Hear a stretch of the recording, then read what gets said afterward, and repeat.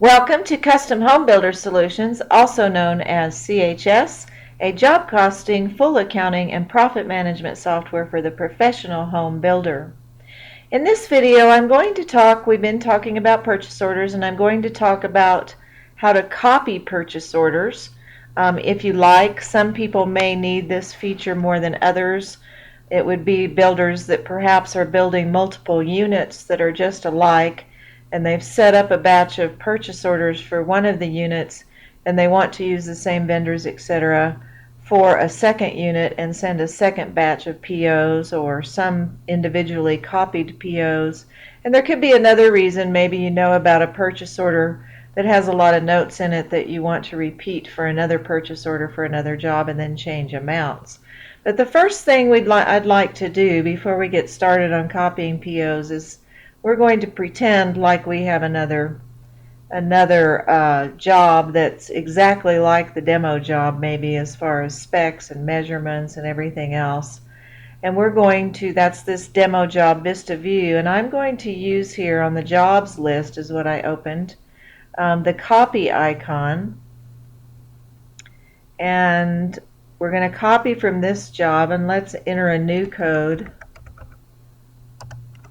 3812 or something like that. Maybe it's a second unit there on Vista View or some other identical house. I don't know. So what we're doing is we're copying in various things like the specs and measurements, number of bedrooms and baths, the subdivision it's in, the floor plan, who the builder might be, and any of these things can be changed as you need so that we have this additional job, which doesn't have any POs or anything yet. To do first is just copy a couple of individual POs, but since it's an identical unit, we're going to come back and probably copy all the POs for the demo job we've been doing. But first of all, I went to the purchase orders button on the home tab and opened this menu, and I'm going to open a list of all purchase orders. Actually, I should have opened just a list of purchase orders for our demo job so we can just get it narrowed down to that. Let's do Vista View, and this was our original demo job, and let's just open a list of POs for that. Now I'm thinking, okay, I have written a bunch of, maybe I'm needing to do a framing PO for my new job, and I realize I wrote a whole bunch of, great notes there, and we used Acosta for $31.50. If I hover over it, you'll see it's framing labor. If I click to copy this PO, because I'm wanting to bring in all the notes I had on another PO, etc., that I know I did, and I typed a lot of good notes, and I just like to use the notes from that. Let's use our new similar job that we set up. So I selected that. I could select a different vendor for framing and still get the same notes in, but we'll leave it at Acosta Framing. So then step 1 is you need to save the PO in the vendor. Step 2 is that you open the PO. It's been created for our new job, and maybe I had a whole bunch of notes in here that I wanted to have come in, or I think I selected not the one I wanted. Let's delete this PO for a second, which you can do. I'm deleting that. And I needed to be clicking to copy this big framing PO that we did. I was talking too much and got on the wrong thing. So let's select that.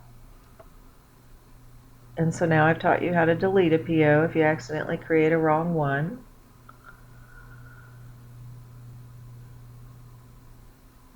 And notice that I had all these notes come in. These are actually the default notes for the cost code 3150 for framing labor. So actually these notes would come in if you just started a brand new from scratch PO for 3150. And we had earlier videos about setting up some default notes.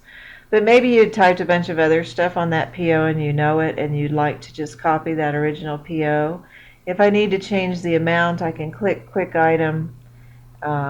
Maybe the amount for this PO is different for some reason. Let's just say it's $22,000, and I can save that. You'll notice that we have not created a budget. There's a so it's showing all this overage because we haven't gone and done any of those steps for that new job of creating a budget, which you can create a job budget from another job. So in this case, you may have started with a job budget that you created from our original demo job. I'm going to actually go ahead and delete this PO. It shows you can change anything you like, but how it brought in the notes for you, and an amount and some things for you by just copying one PO. But let's delete that. The reason I'm deleting it is because in a minute we're going to do a batch of POs, but before I do that, I'd also like to show you, I think it's Builder's Display. If you set up a list of items, on another job for a PO, this total appliance package, maybe you'd like to copy this PO just because it's already got several items in it with prices from the first job, and you'd like to start there with that. So we'll copy this purchase order to our second job, the second unit, etc. Save that, step 1. Step 2, open that, create the PO and open it. And I happen to know that that PO that I just copied had a list of items already attached to it. And if you copy a purchase order and then you click items here, you're going to see that the items for the original purchase order came in. And that's what totals, to your PO is all of these, and they're attached to this new PO now. But let's say you want to change one of the amounts. For some reason the cooktop's not going to be $7.50. What I'd like to show you is, since this is attached to a PO, you need to get it unattached. And I purposely don't have these check marks in here when you copy a PO because I don't want to accidentally check mark something to create a new PO with. Somebody else might be working same job, same cost code for some other PO. And if I suddenly automatically check mark something, it could get included in their PO. So what you have to do on this window when you've copied, a PO from another one, is first I'm just going to check mark it to attach to the PO, and then, which would just, make it be like this for a second, and then I'm going to unattach it. And when I unattach it, it first has to be check marked and then unchecked to get this to none so that it's not attached. Because if you do an edit, it's not going to let you edit amounts while it's attached to a PO. So that's why I did that. So let's just say this is $800 cooktop instead. And I'm going to save that. Now I'm going to reattach that to the PO. And what I'd like to do is check mark all of these because I'm going to need to change the amount. So I'm going to check mark all of them.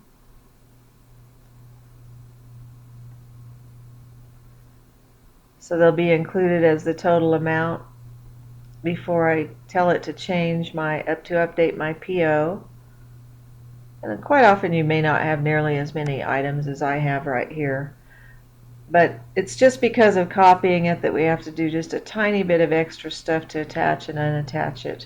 But now we're going to update the PO to this amount. Notice that it was a different amount back here, and we're going to use this link to update the PO to this amount instead. But that's how you'd need to change those items. You could, of course, deleted one of the items and then added an item and then tried it that way too, instead of what I did to check and uncheck it from being attached to the PO. That all has to do with some hard programming that we need to have done to know what items are attached to this particular purchase order. I need to go ahead and close this items window, and then my amount will be updated, but let's go ahead and delete this PO.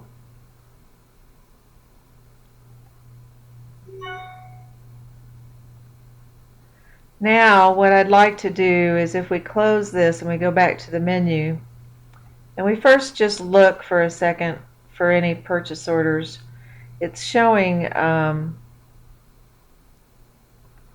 sometimes if you click twice on that you can get it to show up here rather than down there, which can be harder. But I'm going to try to see a list of any purchase orders I have for this brand new job that I created by copying, and I don't have any purchase orders.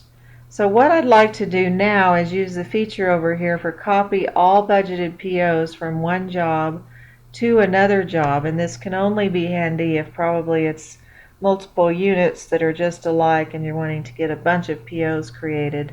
So I'm going to copy from our first demo job to our second unit that we created.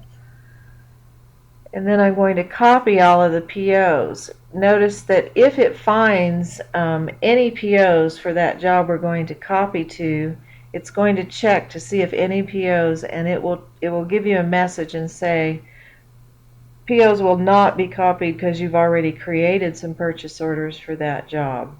And that just has to do with not interfering and not doubling up POs and causing everything to get misstated. So you can only do this, and it's only going to copy budgeted POs, not variances or change orders that you issued on the other job.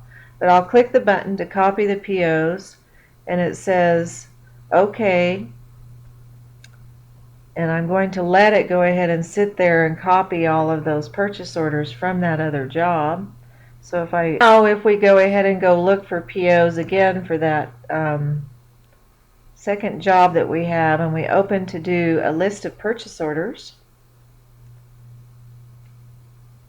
you're going to see that we've created 68 purchase orders, and all budgeted ones that are exact copies of the purchase orders for the other job, but they have the new job address and new PO numbers. So if that's handy for you, you could then delete ones you don't want or add ones to it, but it'll copy the whole batch of purchase orders for you in one fell swoop.